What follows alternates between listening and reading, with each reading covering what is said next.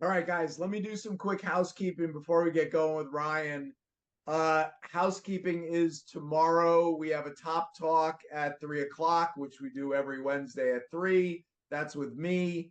We have office hours with Robert Hamilton Owens on Thursday. Robert is somewhere on this call. I was just talking to him.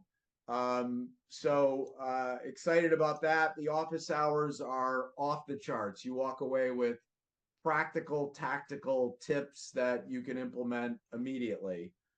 In terms of in-person stuff, we have the US Open, which is on the 30th.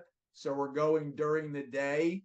Uh, Kathy had a surprise conflict. So we do have a ticket that's available if anyone wants to buy it. So because we bought them early, they're cheaper, they're way cheaper than what you can get now. So let Kathy know if you're interested in joining us for the US Open in New York on the 30th during the day, and we will sell you that ticket. And then our retreat is September 29th, which I'm super excited about and absolutely chomping at the bit. Cannot wait.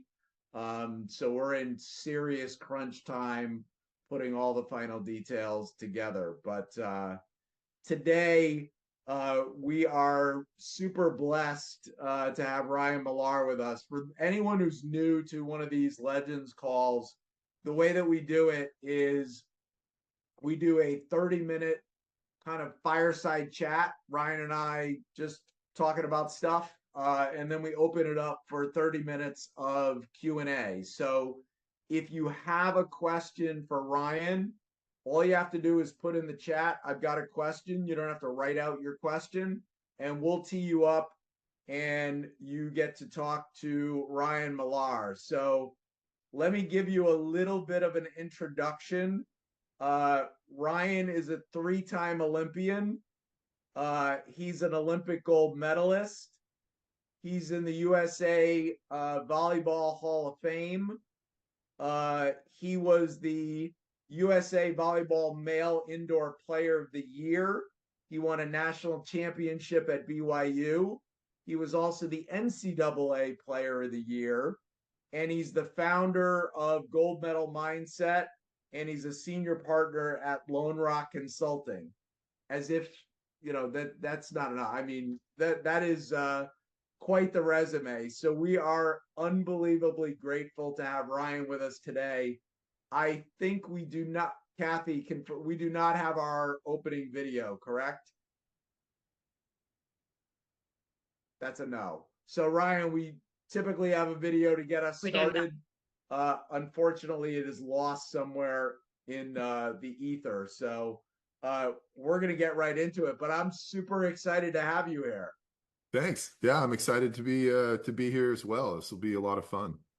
So I'm kind of going through Olympic withdrawal, and probably a lot of people are similar. We just had a couple weeks of immersing ourselves in the Olympics and the whole Olympic spirit, and watching sports that we maybe don't normally watch. And I'm always curious, when we have an Olympian, what was it like to be an Olympian? Now, obviously, you're super accomplished before, but you were in 3 different Olympics. What's it like when you find out you're an Olympian? The first time, I was kind of a young guy too. I was just out of college, so I graduated. You're the youngest guy, right? Yeah, like by a pretty long shot too, because I graduated college in '99, and then my first Olympics was in Sydney in 2000. So going from college straight to the national team or to the Olympic team is not an easy task in itself. And so when I learned that I was going to be on the 2000 Sydney Olympic team, obviously I had all the emotions that you could probably imagine that one would have, right? I was excited. I was looking forward to it. I was at that time in my career, I used the term blissful ignorance often, because it's kind of like you don't really know what to expect, but everything that happens to you is like really, really great. And so that's kind of where I was in this bubble of kind of blissful ignorance, and, and tried to go to the Olympics and make the most of it, and enjoy the whole aspect of what was happening. Unfortunately, we didn't perform very well, which kind of dampened everything, and put a little bit of a stain on that. But it kind of drove and fueled my engine for continuing on, and trying to be successful in the coming Olympics. But as you mentioned, we get withdrawals because we all know that the Olympics come only once every 4 years. So it's not like we have the Olympics to look forward to next year. I mean, we got the Paralympics coming up, which will be really cool, and I'll be watching that. But we've got to wait another 4 years. The good thing about that is that the next ones are in LA. So it's about time we have the Olympics back in the US. So Absolutely. So I'm curious, 3 Olympics, does anything stand out, like an opening ceremony or meeting somebody or anything in the village that, we love inside baseball type of stuff, like, the inside scoop. Anything stand out for you that we wouldn't necessarily know as just people that watched you perform on the court? yeah, it's the village in general is just an amazing experience as an athlete. Just knowing that you're around these 10,000 plus other athletes that are, equally as good as you are in your discipline, but they've got their own discipline. And so there tends to be kind of this blanket mutual respect in the village. And it's pretty exciting to just kind of walk around and interact with people from other countries and different cultures, and they try to accommodate those various cultures and nationalities in the village. Like, even when you go into the cafeteria, they've got the whole the cafeteria is like massive, obviously, and they've got it kind of portioned and sectioned off based on region and different regional foods. They'll try to cook different things so people don't have to completely change their diet. And I thought that was pretty interesting.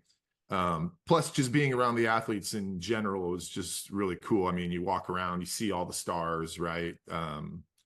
You go to the cafeteria and they're sitting eating is, Roger Federer and Rafa Nadal, or, all the basketball guys, or Serena and Venus Williams are there, and you just kind of rubbing shoulders, and everybody's just kind of cordial and having a good time. But also you can tell on the back that everybody's really focused as well. It's funny how here's kind of an inside thing that I don't think a lot of people know, but it's funny because in the village, there's always a McDonald's in the cafeteria, and you can go up to McDonald's and order whatever you want. It's all free, right? And so they've got the menu. You say, I want this, this, and this, and they just give it to you. You walk away. So in the very beginning of the Olympics, the McDonald's in the cafeteria is always empty. Like, there's nobody in line. If there ever is someone in line, everyone's kind of like talking like, oh no, like that person's eating McDonald's. And then as the Olympics kind of go along and people are like, their competitions are slowly ending, the line for McDonald's starts getting bigger and bigger and bigger. And by the end, it's like, you can't even get any food anymore, right? Because there's so many people at McDonald's. So I always thought that was kind of funny. I'm fascinated, and I think we are as a group of outliers. I'm fascinated by levels.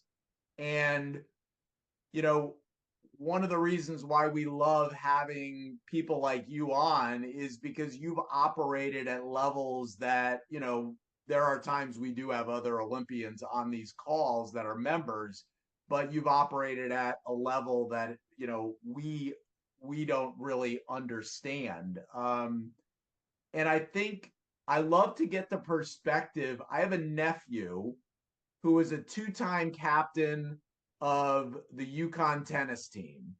And he's won like his local club championship. I think it's like 14 times in a row. But like, people get crazy and they'll say to him, his name's Ryan as well. And they'll say, Ryan, like, how would you do against, and because you said Federer, I'll say like Federer. And he's like, oh my God, he would like crush me, beat me in straight sets. Like, people don't understand those levels. I'm curious from your perspective, having been an All-American and having been an Olympian, is there a quantum difference? Or what is the difference? As you climb the the ladder of performance in a sport like volleyball, I'll just use because that was my sport. There always is a step change. There's a jump after each kind of level. So like you go, like I started playing in junior high. I grew up in Southern California, so volleyball is available to guys in junior high school. So I started playing in junior high, no idea what I was doing. It was like jungle ball pretty much, right? Then you go to high school, the level raises a little bit. And so you kind of work your way into that next level of competition. And, you know, it's at that time you think, oh, this is pretty good. Then you go from high school into college, and then the game becomes a little bit more technical. You start bringing in data analytics. You start looking at different film. Our coach had a PhD in kinesiology, so he would break down body mechanics and movements, which obviously we never considered when we were in the lower level. And so you start understanding how mechanics and different ways to be efficient play into it. Then you go from college into the national team, and the margin of talent is kind of increasingly getting smaller and smaller. So then the question then becomes, well, then how do I produce more? How do I deliver the type of excellence I need to that's going to allow me to be successful at this level? And that's when you really start looking at different things like mindset, approaches to training and practice, diet, sleeping, all of those little intangibles that allow you to just kind of get that 1.5, 2% better, that allows you to kind of sustain a level of excellence that allows you to stay at peak performance at that level. So, you know, oftentimes I do a lot of volleyball camps, and I'll coach kids on how to play volleyball. And I tell them all the time, they're like, well, how do I get better quickly? And I say, the best way for you to get better quickly is to play as much as you can against people that are better than you are. Yep. You play as much as you can against people that are better than you are, your game will automatically rise a little bit to where it wouldn't be if it was quite as stagnant, if you were just going out having fun with your friends, but actually playing against people that push you to be better. And I felt like that's kind of how it was every single day I was on the court with Team USA. Is, you know, I always had people that obviously wanted my spot. And so I had to figure out how to be a little bit better than they are, even though they might be younger, taller, stronger, can jump higher. How am I going to be a little bit better that allows me to sustain the level of performance that keeps me on the court and keeps me a productive member of the team? And so it's a little bit more about mindset and how you can grind a little bit higher as you get a little bit up into those upper echelons of athletics. I think it's important for us to all recognize that, and that has been the common denominator for everyone probably that we've ever had on. It's interesting because I think a lot of people think, you know, you need to be born with Steve Jobs' brain or Michael Jordan's DNA to like do these amazing things, and most people will tell you that the difference between a Hall of Famer and a gold medalist like yourself and somebody who didn't quite accomplish those things is probably more mental, it's more mindset than, you know, innate physical ability or DNA. So that's interesting to me. Yeah, absolutely. I mean, there were guys that I would play against that were much stronger, bigger, jumped higher, hit the ball harder than I was. But so I had to figure out how I was going to be, to your point, mentally strong, get to those the aspects of the game where it would, when the pressure came, that I was prepared and ready to handle that pressure, maybe better than they were. And I can make the right plays at the right time. And that obviously took some time to develop that type of rigor, right? I mean, it wasn't like I immediately just jumped in and I was already there. It literally took me to that third Olympics. That my third Olympics is when we won gold. And I felt like I was playing my best volleyball then, even though I wasn't in, you know, my early 20s anymore. I was in my early 30s. But I felt like this was the best volleyball that I had been playing, because not only was I good physically, but mentally, the game was slowing down a little bit. You hear people like Jordan and Tiger Woods and Kobe, and they talk about how when they really had a grasp and they were playing their best was when the game kind of slowed down a little bit, which was really interesting kind of thing to think about, because volleyball is so quick. I mean, if you guys watched any of the volleyball in the Olympics, it's just kind of like somebody blows a whistle, they serve, and it's like boom, boom, boom, game, like the point's over. And to be able to have a skill where the game actually is slowing down a little bit so that you can react better to different situations is just a massive advantage for someone to have. So you've already alluded to the two extremes that you experienced in the Olympics. So 2000 in Sydney, I don't want to say you guys stunk up the court, but I mean 11th place. No, we Not did. We not did. a You could great easily say showing. that. No, not at all. And flash forward 4 years later, right out of medal contention, I think fourth, Correct. and then you win gold in 2008.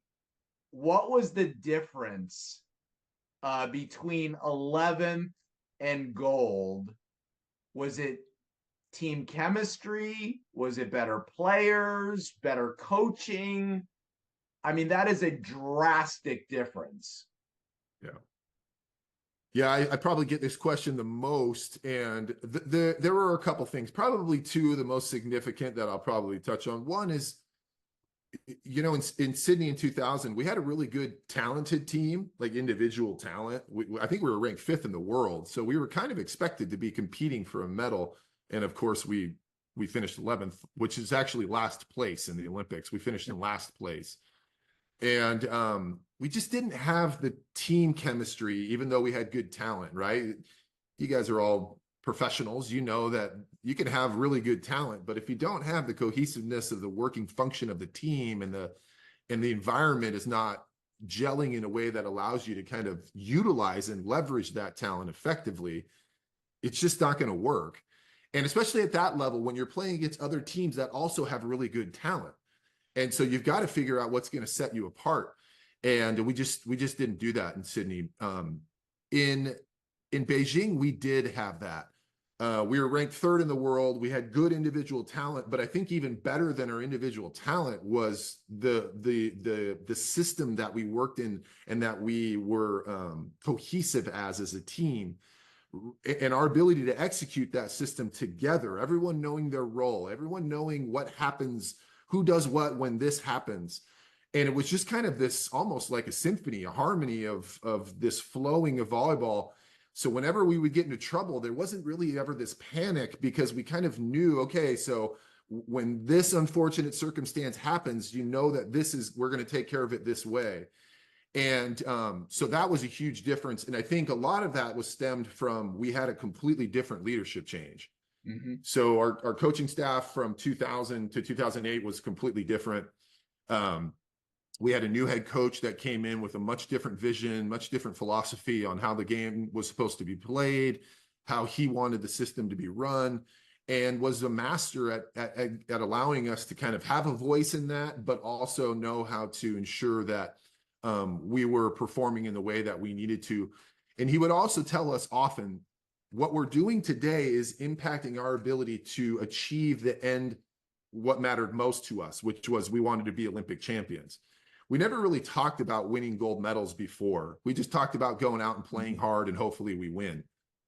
You guys know hope isn't a great strategy. So we needed to really connect what we were doing every day to our ability to produce what we wanted to produce. And when we started doing that, the goal of being Olympic champions seemed more reachable and attainable. And we also knew that if you came in and kind of put a lackluster effort in, there was no way that we were going to be able to achieve that, because we needed to be able to be at our peak performance when the time happened. And luckily we did. So I've got to imagine getting that gold medal put around your neck, hearing the national anthem. That has got to be just an absolute surreal moment. I'm curious.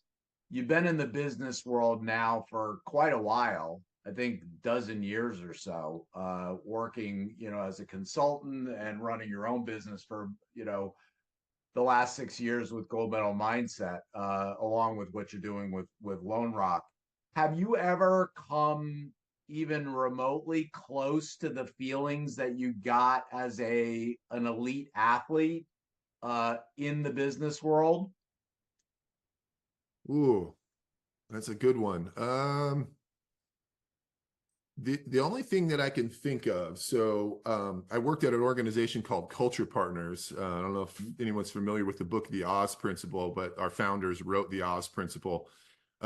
We did major cultural transformation journeys with organizations, and we were working with General Motors and doing a major cultural transformation for their North American operations. I mean, these are hundreds of thousands of GM employees. We were doing this work, and so I was spending a lot of time in Detroit that time, and I remember this week we had sessions on full day workshop sessions with their team members on Monday, Tuesday, Wednesday, Thursday, Friday. So 5 days back to back. And in each session, we had 1,000 people. And so doing those sessions and feeling the energy of what we were doing and the excitement of, you know, where they were heading and what they were trying to do, and ensuring that these people understood that their role and influence on how the workforce environment, workplace environment was impacted even by them as the individual, and just getting all the energy. That was the only thing that was closest, I feel like, to competing at that level. You know, in the Olympic Games, in the gold medal match in Beijing, we had almost 20,000 people there watching. And so it's hard to replicate that in a business environment. The only way I can describe it is when you've got a larger group of people Sure. that have a collective energy that's kind of coming your way. Because when you're on the court, even though you don't hear individual things happening in the crowd, but when you've got, you know, 19, 20, 25,000 fans, you feel that energy when you're playing. And it's pretty exciting.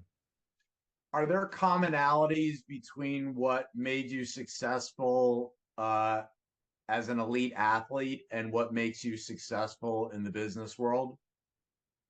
I think so. I think so. You know, I've got a little bit, as you get, everyone could probably imagine, I'm a little OCD about some things that I think are beneficial for business leaders. Like, I'm one of those people that, like, if I have more than 10 emails in my inbox, like, I just start shaking. Like, I'm like, oh no, I just can't. It just doesn't work that way. I'm constantly hitting unsubscribe to emails because I don't want things cluttering my inbox. And so, that the attention to detail, I think, in regards to some of those things is obviously rubs off from competition. Also, I'm highly competitive. Like, I really like to win a lot. And I tend to lean on that quite a bit in the work that I do. I like helping my clients win as well, even when they don't necessarily have strong cultures of winning, to see them kind of make that shift. Because when you feel the momentum of winning, like, it bleeds into a lot of other areas. People get excited about the work that they're doing. I mean, if you're constantly losing, or if you have a kind of a losing mindset, it's just draining, right? There's not really anything to look forward to. And the job feels like just the job. And maybe I don't want to interact with my coworkers as much. But when you're on a winning team, like, things just are better. You know what I mean? And so I like helping clients kind of drive that point home a little bit more and instill a culture of winning through a number of different levers and mechanisms. But that's kind of what drives me, for sure. And I think all of that stems from my competitive past. I think for a lot of athletes, and I think for a lot of folks that were in the military, once those days are over, it's hard to figure out, like, what's the next mountain I want to climb. For you now, with a dozen years of business success, what mountains are you still excited to climb? What are you still looking forward to accomplishing? I enjoy the consulting world. I enjoy the work that I do. And so that kind of fills my cup a little bit. I think there's an opportunity for me at some point to be able to bring some of my learned expertise into a singular organization and try to instill some of the frameworks and methodologies and tools that I've created within Gold Medal Mindset over the last few years into an actual organization and really integrate and embed. So I could see myself doing that. As But an growing, entrepreneur, or as like a CEO, or in a different role? Either or. I'm open. Growing a business is not easy, but it's also rewarding in many ways as well. But I think it would be cool to kind of be able to kind of hone into one singular entity and see what kind of movement something like what I've created really can create within an organization. And so I'm open to that. And we'll see if that's kind of the next step. Who knows? Tell us a little bit about what you do with Lone Rock and also with Gold Medal Mindset, which is your business that you've been running for what, about 6 years, 7 years?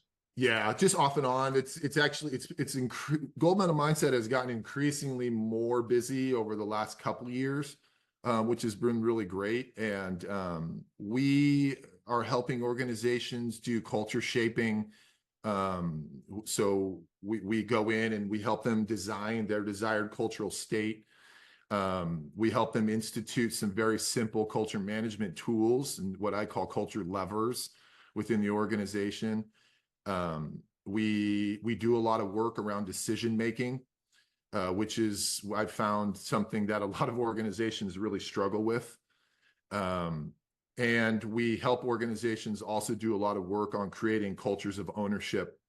And I've developed a model and a framework called winner mode, whiner mode, which kind of defines the culture of ownership, how often you have your workforce choosing to operate in winner mode versus choosing to operate in whiner mode, and recognizing the difference between the two areas of mindset and behavior. And those are kind of our main focuses, and we do a lot of other side kind of custom consulting work as well. Yep. But the vision for Gold Medal Mindset is to be the only consulting firm that only hires Olympic champions. So I want only gold medalists as part of our firm. People that have, and I don't care what sport or what discipline, but the niches that I want to be involved with people that have also gone through the journey of trying to compete as an Olympic champion. Very interesting. Because you do so much work in culture, and I would say, so I run a talent strategy company called SomethingNew that I started 10 years ago. And I would say the common denominator, we vet about 10,000 job candidates a year. And the common denominator is they all want to work in a good culture. Like, not everybody wants to maximize their income. Not everybody wants to work for a startup or this or that. Everyone wants a good culture. Unfortunately, I think it's the exception, not the rule. What's the biggest mistake that you see companies making that leads to a less than desirable culture? And I'm not talking like toxic culture, but Sure. like a less than desirable culture. I think there's probably two things that come to mind the most for me. The first one is probably stagnation. They think that they've created their culture, their values, or their guiding principles, and the creation of those values and guiding principles is kind of just what their culture is. And when people don't demonstrate those, they're like, well, why don't you guys demonstrate those? They're up on the wall. We made some really cool posters. So why aren't people doing these things? And it's because those individual aspects of the culture, although might be foundational, some bedrock aspects, values tend to be bedrock kind of things, right? I often use the phrase corporate values tend to be timeless, meaning very rarely do you see organizations change their values, right? The CEO, even a new CEO, doesn't generally come into an organization and go, oh, respect. We don't need to do respect anymore. That was last year. You know what I mean? We're going to move on to integrity this year. I'm just throwing out general core value terms, right? So that core values tend to be timeless. What I help organizations do is create cultural principles, which are timely, meaning they're the aspects of culture that need to shift and transform now based on the current culture, that the aspects of the current culture that don't work for us. There might be aspects of the current culture that are kind of weighing us back. So how do you uproot those and shift them into aspects of the culture that actually drive you towards a desired outcome, desired destination? So we'll help organizations articulate what those are and craft these cultural principles that really define the desired culture moving forward. So stagnation, I think, is one piece of it. Another big one, Scott and team, is just simply people think culture is something that can be outsourced to HR. Right. It's like, well, I keep seeing our Glassdoor reviews and it says we haven't got a culture problem. So HR, go put a culture committee together and you guys go fix the culture. And that means let's do more pizza parties and we'll give away more gift cards. And we think that's culture. And we think doing those things are culture management.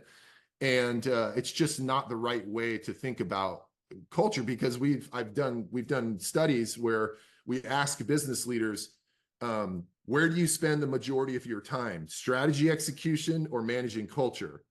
And what do you think the answer is? Oh, it's strategy. 90% of the time is spent on strategy 100%. Execution and 10% is managing culture. And then we ask, and this is really interesting, that's a huge imbalance, obviously, right? Then we ask the question, well, what actually has the most impact on business outcomes, strategy or culture? And then almost flip-flops, right? You get like 75% of business leaders saying it's culture that actually has a bigger impact on business outcomes. So it's like, okay, so but they why spend is no there time this thinking about exactly it or right. trying to do anything better? Almost makes no sense, right? And so we've got to create a better balance in regards to how we're effective in our abilities to manage your organization, your workplace environment. Otherwise, the environment is going to manage you. You say you either manage your culture or the culture manages you. And so we want to equip organizations on how to better manage their culture. Yeah, and I love how you frame all that up. And, as somebody who talks to founders all day, every day, when I ask them about their culture and they give me these as examples, I know they don't have a good culture. They'll be like, no, we have foosball tables and we do Taco Tuesday and, we have ping pong tables and we have free snack. I'm like, that's like, we call it cultural Febreze. It's like, you're like just trying to keep the stink down, but that is not what makes a great culture. So I love that. Ryan, man, we have a line out the door of people that want to ask you questions. So it's awesome. Probably time for me to shut up and let them at you. So you ready? Yeah, bring it. All right. We're going to Philadelphia.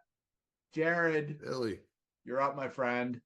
Hey, Ryan, thanks for your time today. I wanted to piggyback off of one of the questions that Scott asked earlier, because had to be so tough finishing in fourth at your second Olympics. What was your mindset right after that to kind of turn it around and, get ready for hopefully another Olympics and more success? Yeah, I'm glad you picked up on that, Jared, because it was tough. Fourth place in the Olympics is the worst place. I mean, it was almost worse than finishing in last because we were just so close to being on the podium. But to be honest with you, the level of our play was still pretty far away. I mean, the team that beat us they were better than we were at that time. So I think the mindset after that was, we've got to figure out how we're going to end up getting better. Because the chasm of performance between the way we performed even in those games to get fourth place and the team that eventually won gold, to me, was still super, super large. And there were times when I thought there's no way we're going to be able to make up that ground. And like I mentioned earlier, having this kind of shift in leadership and mindset and focus was really helpful, because the team that we actually beat in Beijing in 2008 was the defending Olympic champion from 2004. And it was pretty much almost identically the same team, a couple players here or there, but so I knew it was going to be an uphill climb, but we had made so much progress and they had kind of stagnated a little bit in their play because they were already so good. And we were able to be successful. So it's awesome, Ryan. Thank you. Yeah. All right. We're going to Nicaragua. Peter Shaler in Nicaragua. You're up with Ryan. Hey, Ryan. Thank you for sharing all that. Really appreciate your time.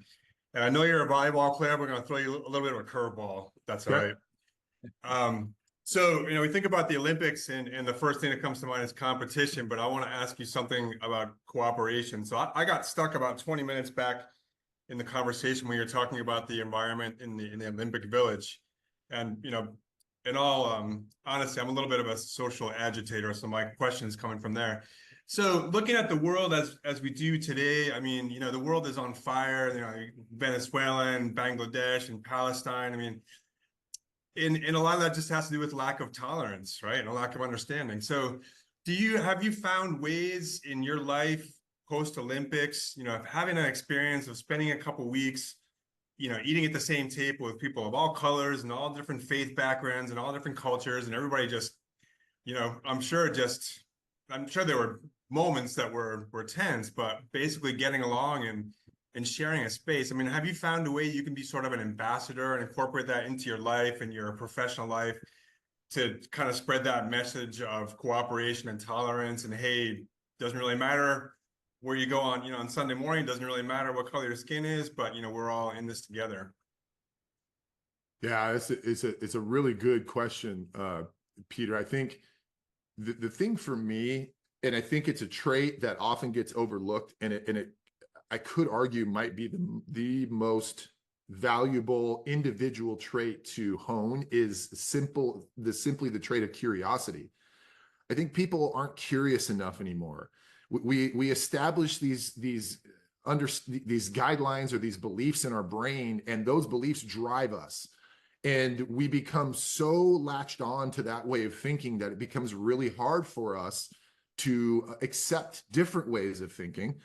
And so the ability to kind of develop this skill of curiosity and to be able to ask questions and read and educate and just be generally curious about other perspectives and other points of views and different ways of doing things, and knowing that we as individuals are not the masters.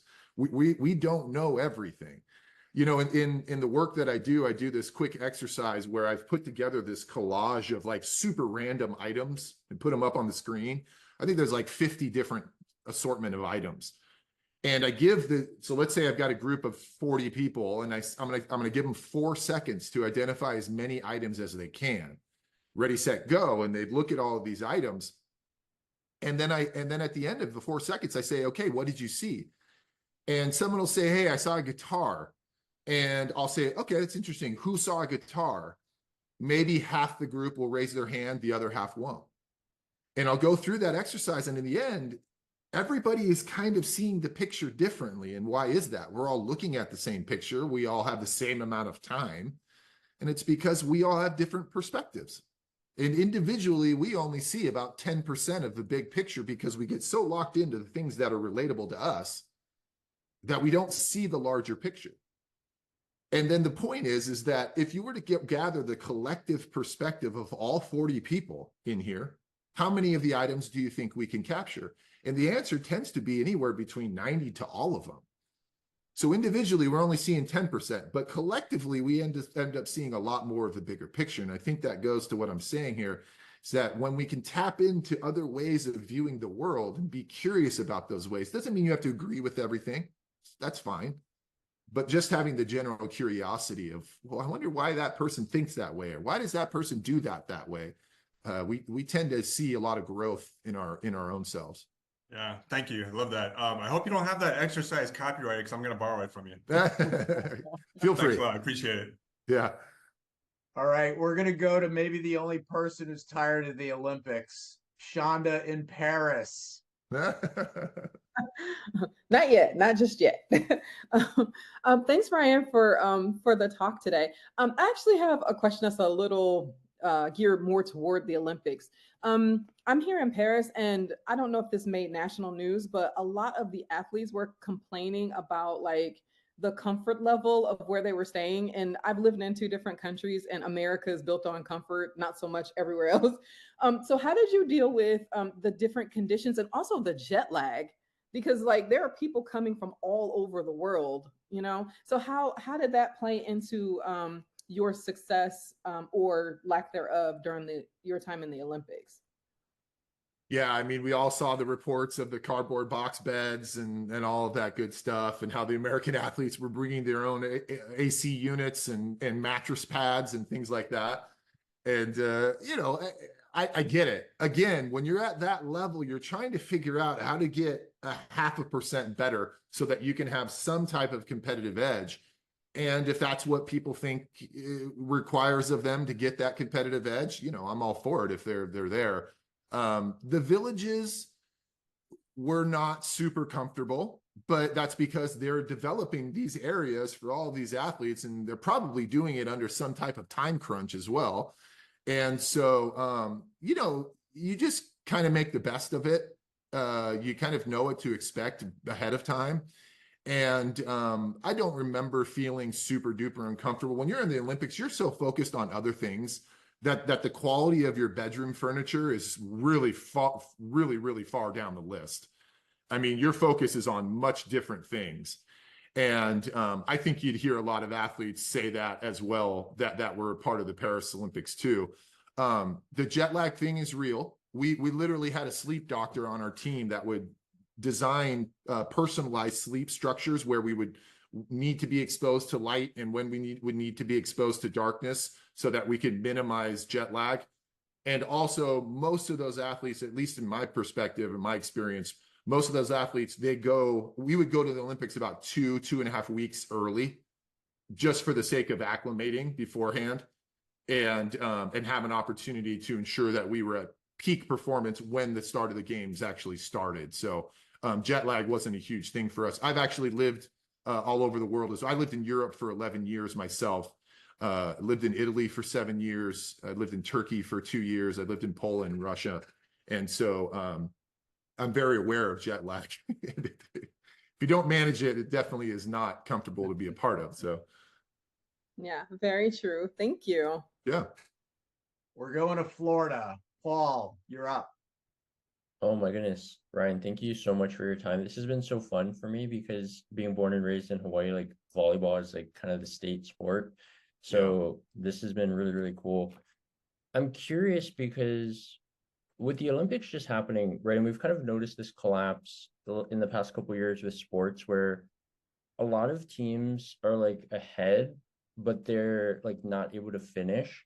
And there's an interesting experience. I think it was in like the semifinal or whatever. I was watching the men's team play Poland, and they were up 2-1, and they were in control in the fourth set. But then there was just like one thing that happened. I think it was like an out call. I'm curious for you, have you had an experience as a player where like you were dominating and then something happened and the game kind of lost, like you just went downhill afterwards?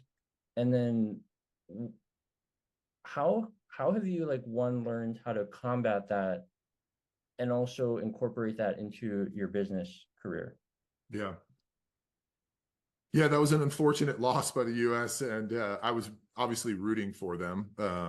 I thought they were, like you said, they were in control of that game against Poland. By the way, Poland's the #1 team in the world, so they're a really good team.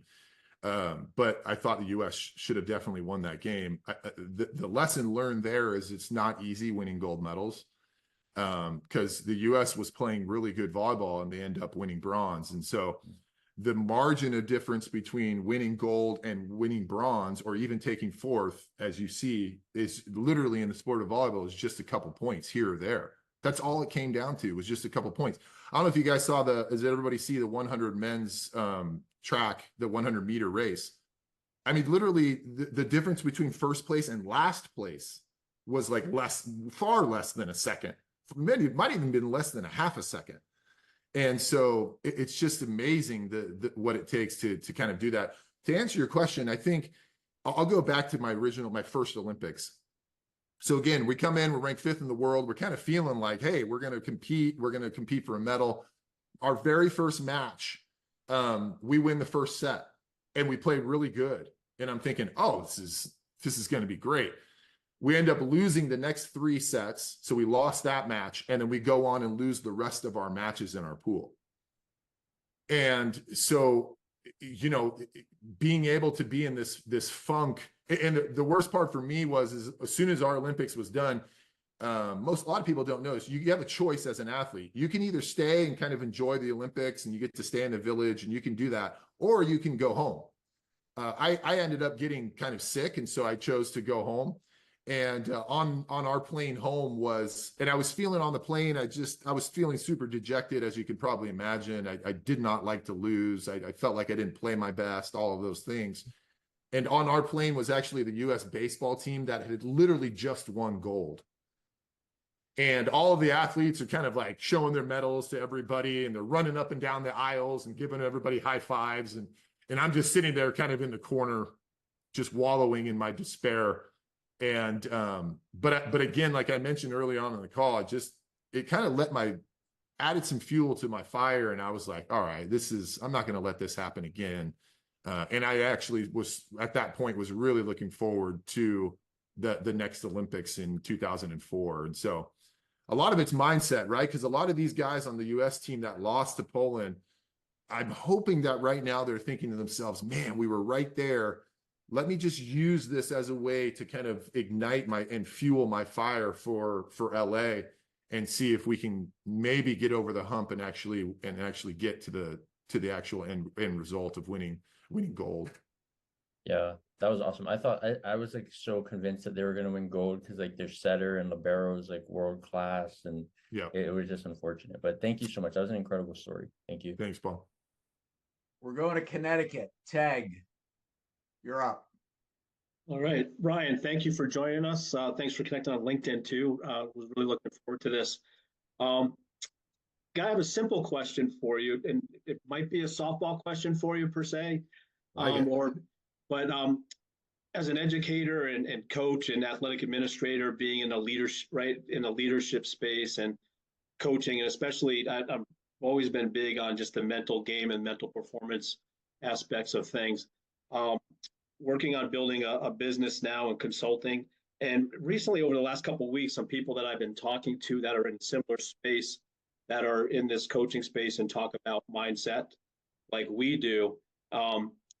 Someone asked the question and spurred it. It's this simple question, but it really created some really excellent dialogue among some professionals. So I'm going to ask you, what is your definition of mindset? So it's a great question, Tag. It's nice to meet you as well. I've created a model called the Belief Blueprint, which I feel like kind of defines really how and why people do what they do, which to me is mindset, right? The underlying thinking that drives people's behavior. And so, it starts off at the bottom and it encapsulates what I call data points, and how we're consistently inundated with various points of data, experiences that are influencing us. And we're also creating data points for other people as well. So the data points are happening to us, we're absorbing those, and we're also creating those for others. Each one of those points of data is influencing the way we think or the beliefs we hold. They're crafting and developing our thinking, crafting and developing our beliefs. If I have a belief that a particular restaurant is really good, I've developed that belief by the data points that this particular restaurant has given me in the past. And those beliefs, that way of thinking, drives our behavior. So if I have a belief that a particular restaurant is good, you will see me frequent that restaurant often. That's my behavior. And then in the very end, of course, what every organization was looking for is all behavior is producing some type of outcome. Whether desired or undesired, what we do or don't do is producing some type of result, some type of outcome, right? Inactivity in itself produces outcomes. It just might not be a desired outcome, right? Inactivity produces wasted time, stress, all of those different things. And so that's kind of how the Belief Blueprint kind of takes shape. And it's a very simple model, but it perfectly describes kind of what mindset is and why it's so important in driving what you see people actually do and how they show up every day. That's great. Thanks. No, I appreciate that answer. And it kind of gets into, I think, some of the conversations we had, because you think there might be some kind of a more simple answer, but there's so many underlying factors that go into, okay, an event happens, how am I going to respond to it, related to that outcome that you're talking about too. And I think a baseline too that I always believe is someone's self-worth and their self-awareness. So to be able to handle uncertainty, like that situation that Paul talked about in the volleyball game with Poland, where Unfortunately, I think I caught some highlights of that. But in terms of coaching, where I've seen a team on paper, maybe you're not supposed to match up with someone, and you've got that lead, and it's like, oh my gosh, can we finish this and take it home? And almost you see a team go, oh my gosh, like in real time, oh my gosh, we're doing this. Like, I can't believe we're doing this. And next thing you know, they're out of that moment, they're out of that zone of where they were so dialed in and focused on just winning each point and piling it up. And all of a sudden, it's like we're doing what we dreamed of, and all of a sudden, the dream fades away because they can't get that mindset back. Right. Yeah, there's a Scott, before we move on, just really quick, there's a great quote that I love that I heard. I was at a conference and there was a Navy SEAL captain there talking, and you learn a lot from Navy SEALs, of course. They've got lots of good leadership things to say. And this one stuck with me though, because it reminded me a lot of the volleyball performing and doing what you're saying. This guy said, under times of pressure, we don't rise to the occasion. Normally you hear a lot of organizations or people that say, hey, you did something spectacular, you must have rose to the occasion. This guy said, under times of pressure, we don't rise to the occasion. We sink to our level of training and preparation. That's why we train so hard as Navy SEALs. And I think it could be easily correlated to Olympic athletes as well. It's why we train so hard. It's that when the time comes and the pressure's on, which it's going to happen, you don't rise to the occasion, you sink to how prepared you really are. And in the Olympics, like I was talking about, it's those one or two plays, and how are we going to react to this happening? And a lot of that is directly reflective of how well we've prepared and trained for that moment.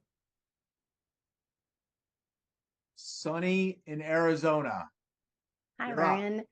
All Hi, Sunny. right.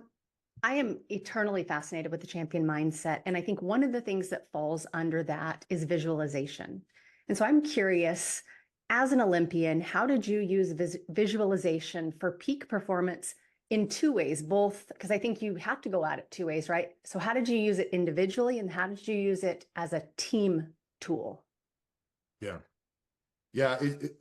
Again, another mechanism that you have to leverage in order to get that little bit of percentage point better. So we had a mindset coach. That person would come in and work with us as a team regularly. He talked a lot, take it a little bit back to your question. He talked a lot about taking his thing. I'm trying to remember his exact words now, but it was something like taking kind of that 1 or 2 or 3 seconds. A bad play has happened. Acknowledge the bad play. Take that 1, 2, 3 seconds, acknowledge the bad play.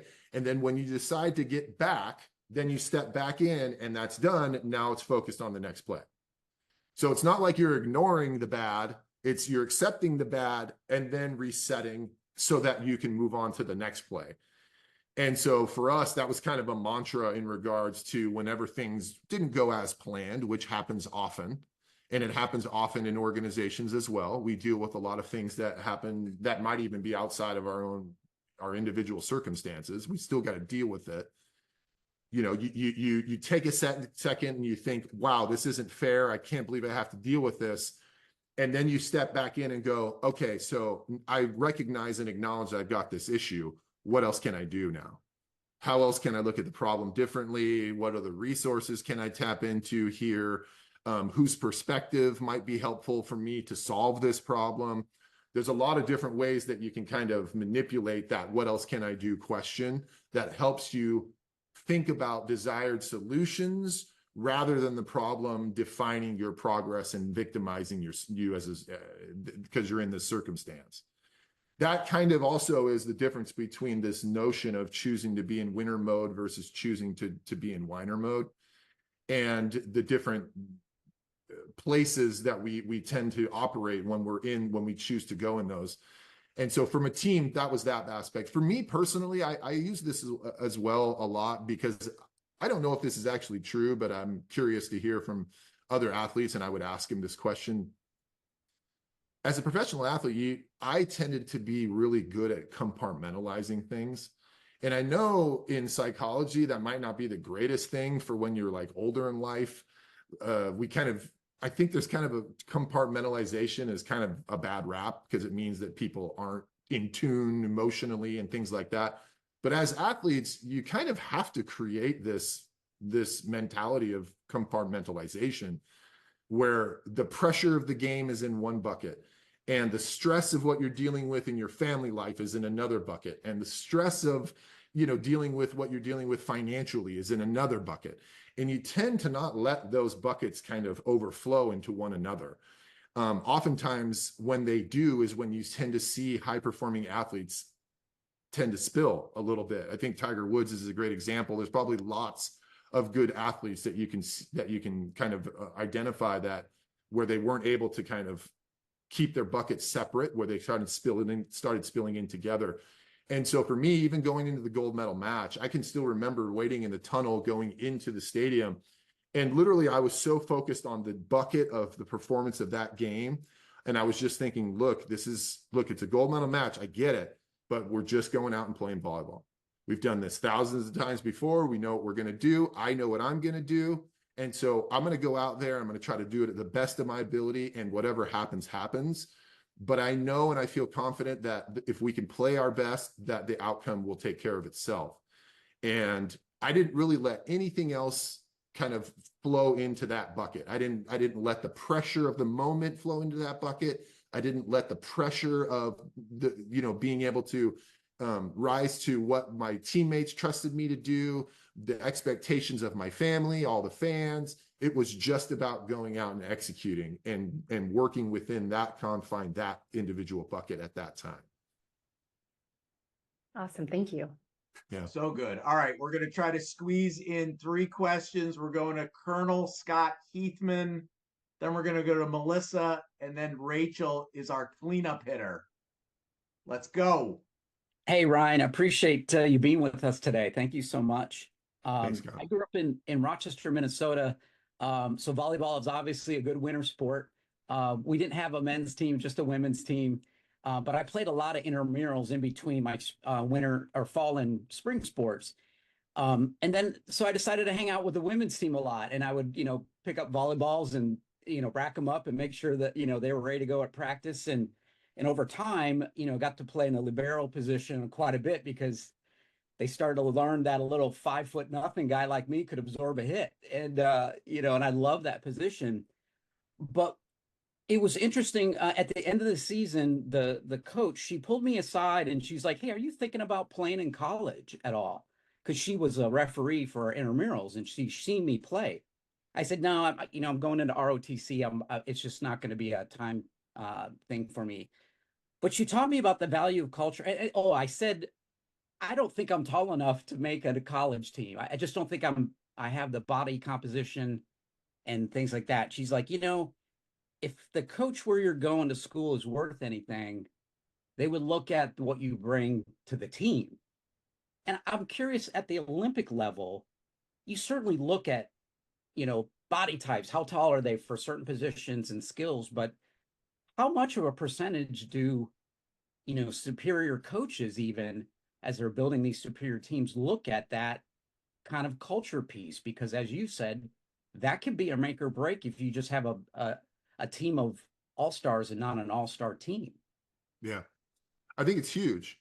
I think it really is big. I know if I was coaching the team, that would be it would be a hot button item for me to be considering. I think team dynamic, especially in the sport of volleyball, because volleyball, I would argue, is the ultimate team sport. And the reason why I say that is because as soon as I touch the ball, now I am dependent upon my teammate to handle the next ball. So in volleyball, once I touch the ball, I can't touch it again. So I'm constantly depending upon my teammates to better the ball and to help the situation become better that allows us to be successful. And so when I'm putting a team together, obviously, I have a great mentor who told me, and I love this quote from him. He says, "You can't win the Derby with donkeys." So talent matters, right? You're not going to win the Derby with donkeys. And so talent is obviously a factor, but culture is equally as big of a factor, because you can actually see, and we've probably heard lots of examples of teams that on paper weren't supposed to win, and then they win because they've got this dynamic that allows them to excel at another level, even though the talent might not be as good.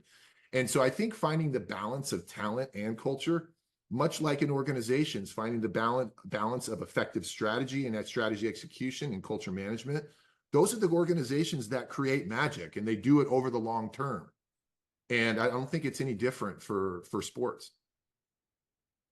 Ryan, can you hang out for 2 more questions? Yeah, sure can. All right, Melissa and then Rachel. Hey, Ryan, thanks for today. My question's a little bit different than we've gone to, and it's around the role of the coach.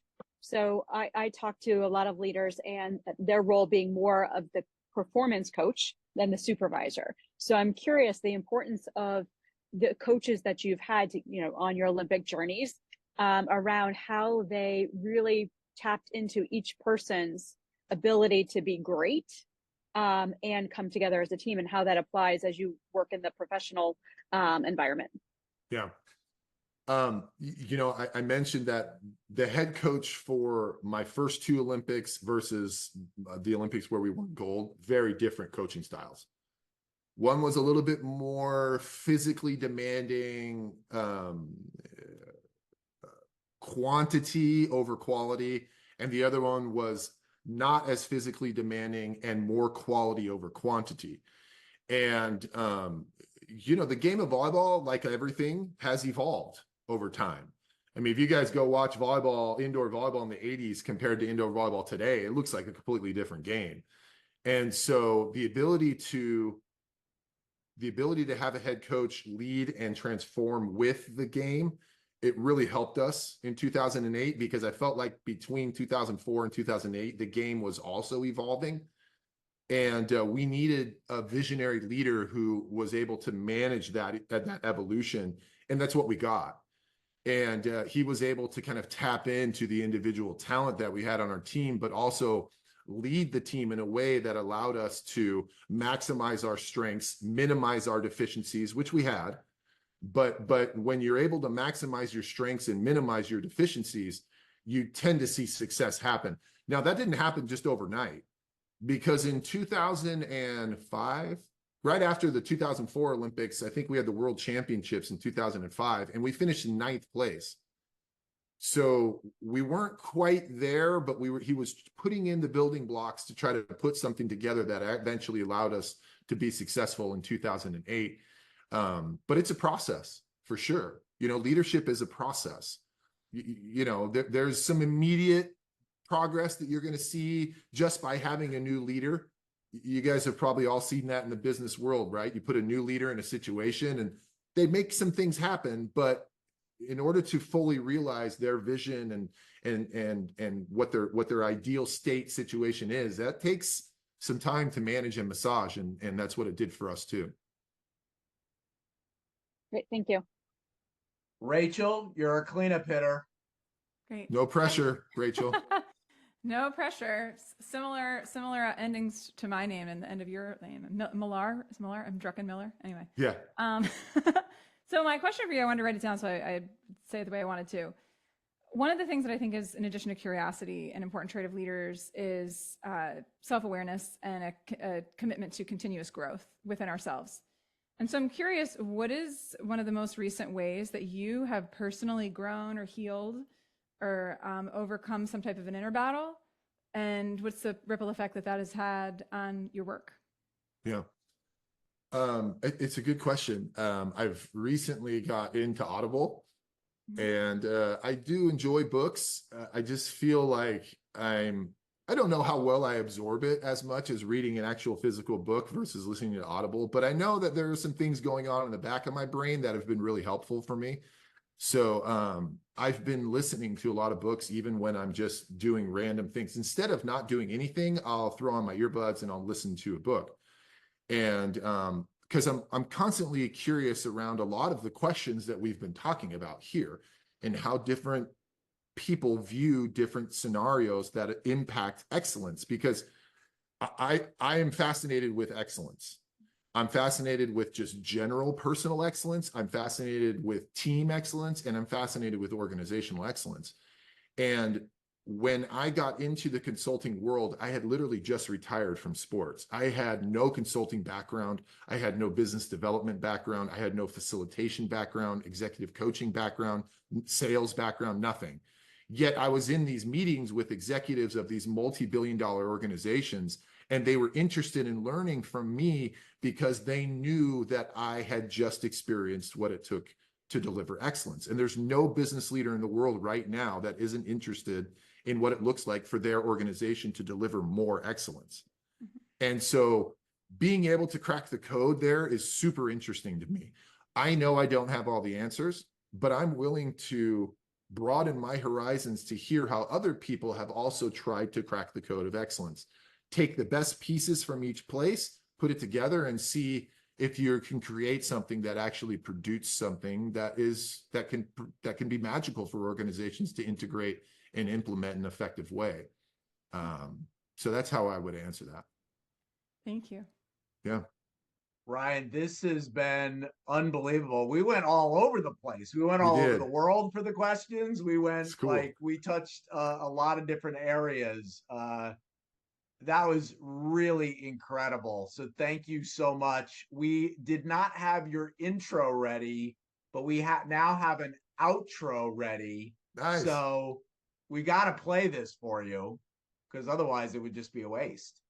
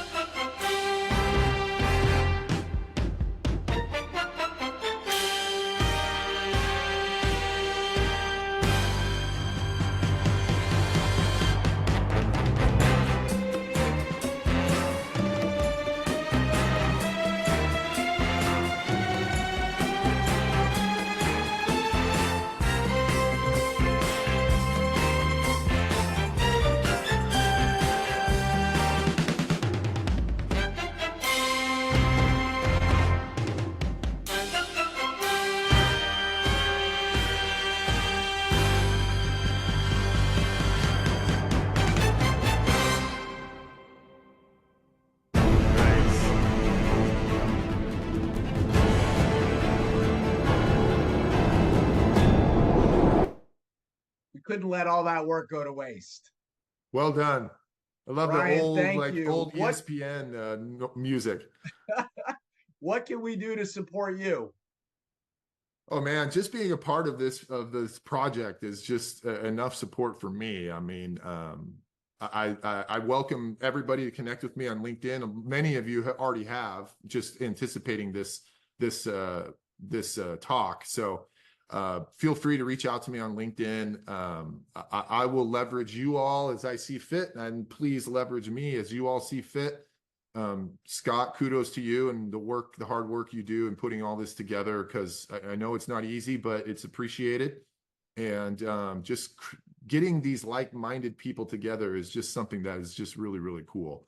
And so I applaud you guys for what you're trying to do here, and I'm super, super grateful to be a part of it. So thanks for supporting us.